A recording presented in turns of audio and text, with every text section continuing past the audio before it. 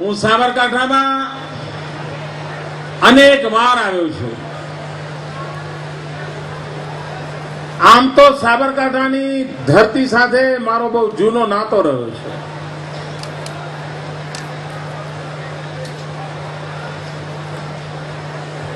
કદાચ આ ભિલોડાના bus station પર પણ હું સેંકડો વખત ઉતર્યો હોઈશ.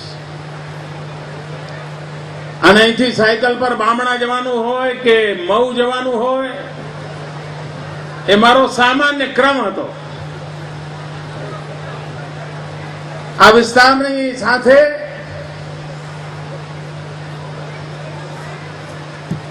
નિકટ રીતે જોડાયેલો છું. આટલો બધો ઘરોવો, આટલી જૂની ઓળખાણ, અને છતાંય આ માનવોનું ઘોડાપુર જોવા મળે ત્યારે એમ થાય કે આ સમાજની જેટલી સેવા કરી એટલી ઓછી. આપનો આ પ્રેમ, આ લાગણી આ રાજ્યની સેવા કરવા માટેનું બળ પૂરું પાડે છે. સામાન્ય માનવીને માટે કશું કરી છૂટવાની હિંમત આપે છે.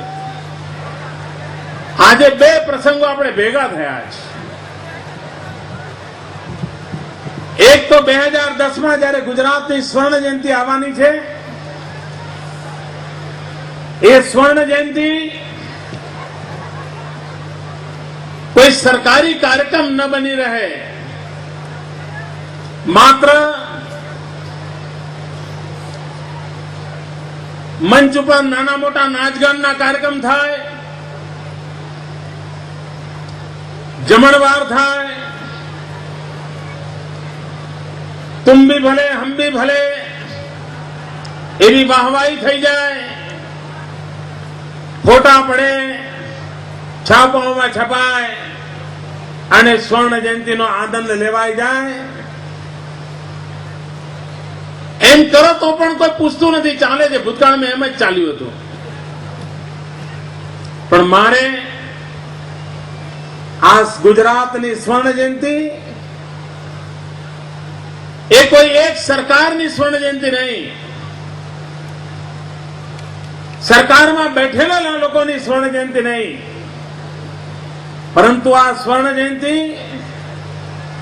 ગુજરાતની ગાથાની સ્વર્ણ જયંતિ, ગુજરાતના યશોગાનની સ્વર્ણ જયંતિ, ગુજરાતની અસ્મિતાની સ્વર્ણ જયંતિ, ગુજરાતના સ્વાભિમાનની સ્વર્ણ જયંતિ, 5.5 કરોડ ગુજરાતીઓના સંકલ્પ વાળી સ્વર્ણ જયંતિ ઉજવવાનો મારો ઈરાદો હતો. અને તેથી આ રાજ્યના પહેલા મુખ્યમંત્રી ડોક્ટર જીવરાજ મહેતા એમની પ્રતિમા પાસે ઉભા રહીને એમના વતન અમરેલીથી આ રાજ્યના પહેલા મુખ્યમંત્રીના આશીર્વાદ લઈને આ સંકલ્પ જ્યોત આપના ગામમાં પધારી છે. ડોક્ટર જીવરાજ મહેતા એ ભારતીય જનતા પાર્ટીના નહોતા. ડોક્ટર જીવરાજ મહેતા કોંગ્રેસના હતા, પણ રાજ્યના પહેલા મુખ્યમંત્રી હતા. અને તેથી એમના જ વતનમાંથી એમના જ પુતળા સામે ઉભા રહીને એમના આશીર્વાદ લઈને આ સંકલ્પ જ્યોત લઈને અમે નીકળ્યા છીએ. આનું કારણ એ છે કે અમે ગુજરાતના પ્રત્યેક વ્યક્તિને જોડવા માંગીએ છીએ. પક્ષા પક્ષીથી દૂર, વાદ વિવાદથી દૂર, સૌને સાથે રાખીને 5.5 કરોડ ગુજરાતીઓના સંકલ્પને ઉજાગર કરવાનો પ્રયાસ આદર્યો છે.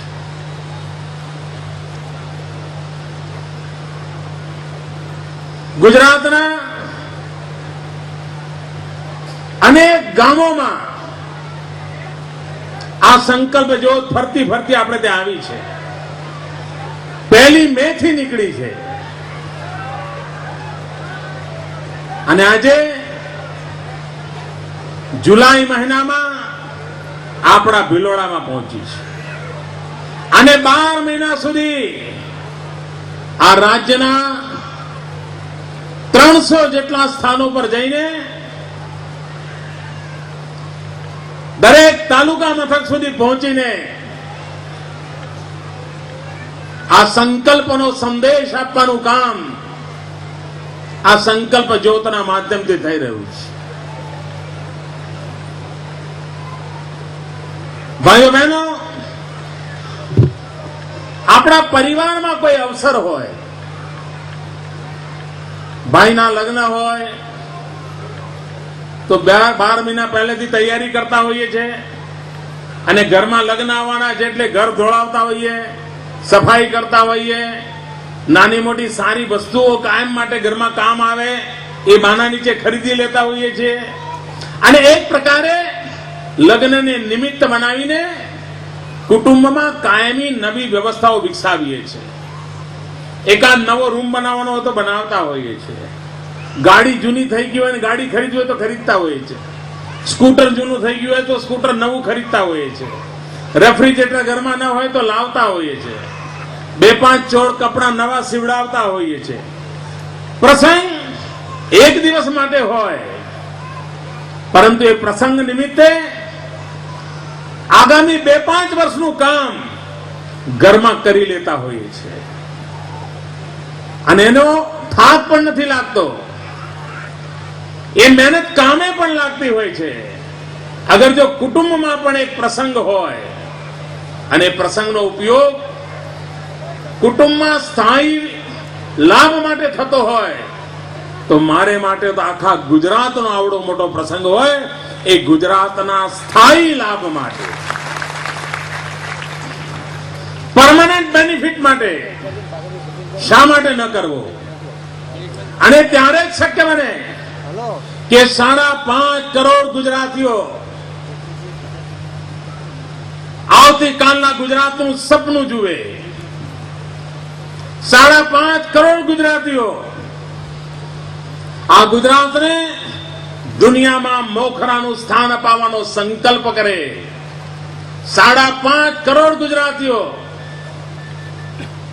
પોતાના જીવનમાં એક સંકલ્પ લઈને આ ગુજરાતની વિકાસ યાત્રામાં ભાગીદાર બનવા માટે એક કદમ આગળ આવે.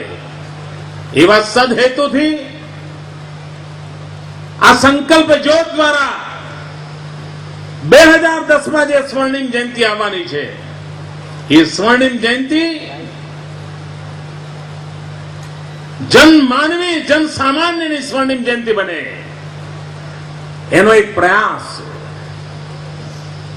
આ રાજ્યના 5.5 કરોડ નાગરિકો,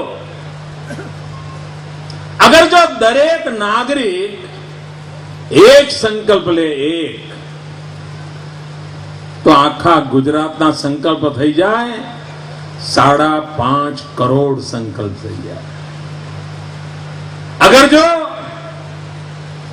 એક ગુજરાતી એક ડગલું આગળ વધે તો 5.5 કરોડ ગુજરાતીઓ એમનું આ ગુજરાત એક જ વર્ષમાં 5.5 કરોડ ડગલા આગળ નીકળી જાય.